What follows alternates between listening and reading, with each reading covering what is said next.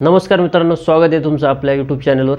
तर आजच्या व्हिडिओमध्ये आज आपण एकदम इंटरेस्टिंग टॉपिकवर बोलणार आहे, तो म्हणजे इराण इस्रायल वॉर आणि इंडियन स्टॉक मार्केट. आज तुम्ही बघतच असाल इंडियन स्टॉक मार्केट एकदम ऑल टाईम हायला ट्रेड करत आहे आणि त्यात इराण इस्रायल वॉर कालपासून सुरू झाली. तर प्रत्येकाला प्रश्न पडलेला असेल की उद्या मार्केटचं काय होणार, गॅप डाऊन होणार, गॅप अप होणार. तर जर उद्या मार्केट गॅप डाऊन झालं तर काय करायचं, मार्केट वन डे हाय फॉल झालं तर काय करायचं.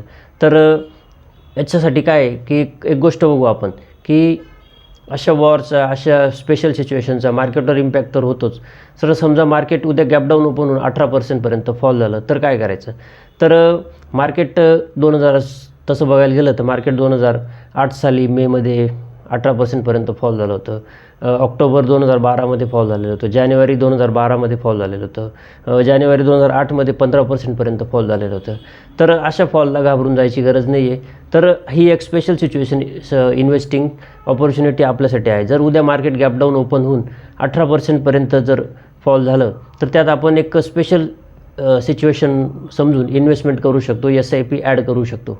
तर अशा मार्केटमध्ये, अशा फॉलमध्ये, अशा स्पेशल सिच्युएशनमध्ये लॉस त्याच लोकांनी बुक केलेला आहे ज्यांनी आपला पोर्टफोलिओ एक्झिट केलेला आहे. तर पोर्टफोलिओ मार्केट फॉल झाल्यानंतर एक्झिट नाही करायचं आहे, तर त्यात आपल्याला ॲड करायचं आहे. स्पेशल सिच्युएशन इन्व्हेस्टमेंट करून आपल्याला प्रॉफिट बनवायचं आहे.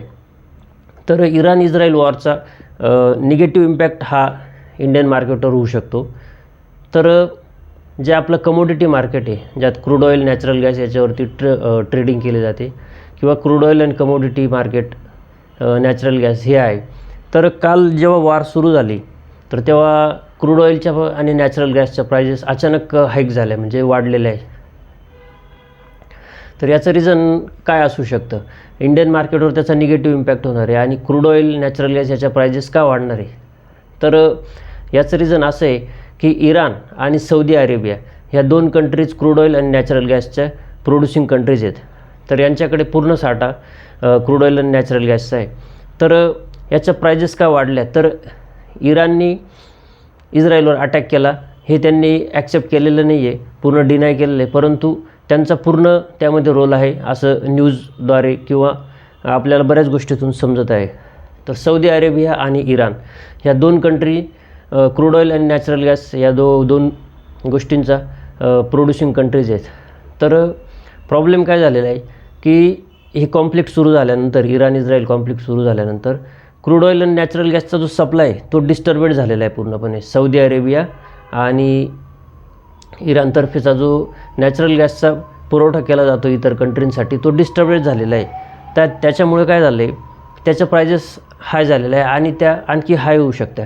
मागे जेव्हा युक्रेन रशियाचं युद्ध झालेलं होतं तेव्हा क्रूड ऑइलच्या प्राइजेस 112 रुपये पर डॉलरपर्यंत पोचलेल्या होत्या आणि हा पण एक चांगला चान्स असू शकतो की क्रूड ऑइलमध्ये आपण इन्व्हेस्टमेंट करून, क्रूड ऑइल आणि नॅचरल गॅसमध्ये इन्व्हेस्ट करून चांगलं प्रॉफिट आपण त्यामध्ये कमवू शकतो. कारण काल जेव्हा वॉर चालू झाले, त्यांनी मिसाईल लॉन्च केल्या, अचानक क्रूड ऑइलची कमीत कमी प्राईज 100 ते 150 बॅरलपर्यंत वाढून गेली.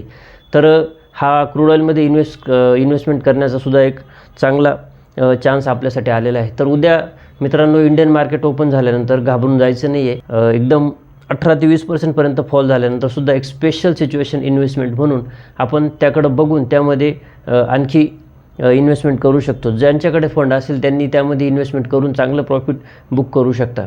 तर बघू मित्रांनो उद्या मार्केट कसं ओपन होतं. सर्वात पहिले तर उद्या ग्लोबल मार्केट कसं ओपन होतं त्यावर इंडियन मार्केट डिपेंड राहील आणि पोर्टफोलिओ लोकांचे लाल होता, दिवस लाल असतो की ग्रीन असतो ते उद्या आपल्याला समजेल.